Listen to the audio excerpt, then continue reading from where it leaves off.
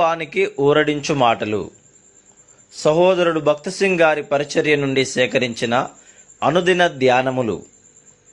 మీ పారంపర్యాచారము నిమిత్తమై దేవుని ఆజ్ఞను ఎందుకు అతిక్రమించుచున్నారు?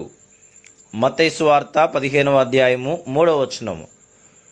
అహరోను అతని కుమారులు సమాజము ఎదుట నీళ్లతో స్నానము చేయించబడిరి. లేవియ కాండము 8వ అధ్యాయము 6వ వచనము. బైబిల్లో నీరు దేవుని వాక్యమునకు సాదృశ్యముగా ఉన్నది. ఎఫెసీ 5వ అధ్యాయము 26వ వచనం. అందరి ఎదుట నీళ్లతో కడగబడుట అనున్నది జనాంగమంతటి కొరకైన దేవుని సేవ నిమిత్తము వారు ప్రత్యేకింపబడిరను విషయమును చూపించుచున్నది. వారు ప్రతి విషయములోనూ దేవుని వాక్యమును అనుసరించవలెను. అహరోను మానవ కల్పితములైన చట్టములను ఆచారములను అనుసరించరాదు, కానీ దేవుని వాక్యమునే అనుసరించవలనని చెప్పెను. చాలామంది దేవుని వాక్యమును అనుసరించుటకు బదులు మానవ కల్పితములైన పద్ధతులు, ఆచారములు, కట్టడలను అనుసరించుదురు. అందుచేతనే వారు ఆత్మీయముగా ఎదగలేరు. మన అవసరతలు, సమస్యలు, కార్యకలాపములకు దేవుని వాక్యములో హెచ్చరికలు ఇవ్వబడినవి. దేవుని వాక్యమును మనము గణపరిచితేనే గాని ఆయన సంపూర్ణతలో పాలిభాగము పొందుటకు మనకు హక్కు లేదు. దేవుని వాక్యమును నిర్లక్ష్యము చేయుట ద్వారా దేవుని సంపూర్ణతలో మన భాగమును పోగొట్టుకొనుచున్నాము. మనము దృఢమైన తీర్మానము చేసుకొని దేవునితో, ప్రభువా, నీ వాక్యమునకు నేను అన్ని విషయములలో సంపూర్ణ విధేయతను చూపుదును అని ప్రణాళికలే గాని కార్యకలాపములే గాని నీకే విధేయుడనవుదును అని వాగ్దానం చేయవలను. ఆ దర్శనముతోనే దేవుడు చాలా సంవత్సరముల క్రిందట మమ్మను చెన్నైకి పంపెను. మానవ కల్పితములైన పద్ధతులు, ఆచారములకు అచ్చటి విశ్వాసులందరూ బానిసలై ఉండుటను కనుగొంటిమి.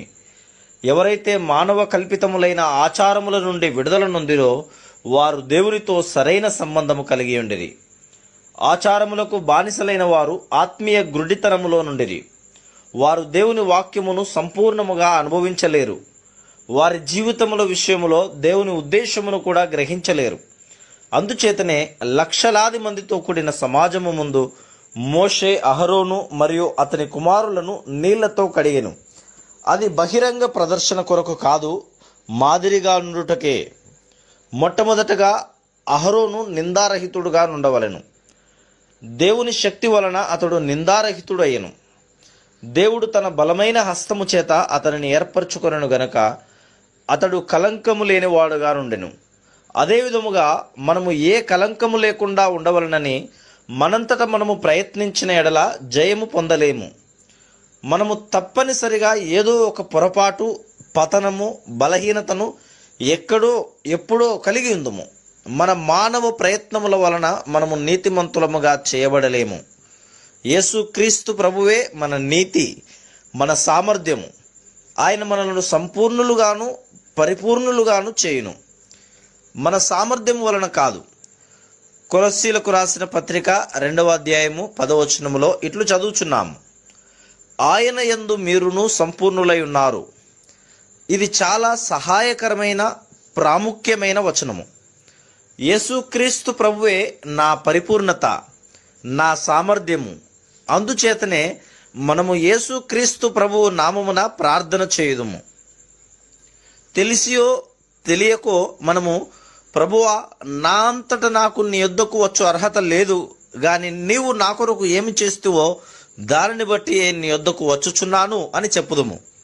అహరోను దేవుని సేవించదలచిన ఎడల దేవుని వాక్యమునకు అన్ని విషయములలో తనను తాను అప్పగించుకొనవలెనని జ్ఞాపకము చేయబడెను.